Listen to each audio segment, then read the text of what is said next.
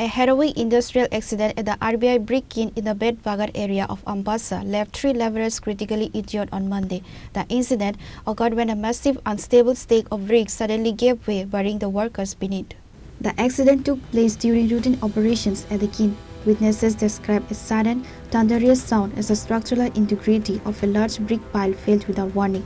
Other workers on site rushed to the spot, manually digging through the heavy blocks to pull their colleagues to safety. 3 laborers sustained severe injuries, including suspected fractures and internal trauma.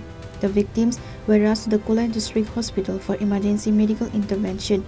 Local authorities are expected to visit the RBI Brick Kiln to conduct a safety audit.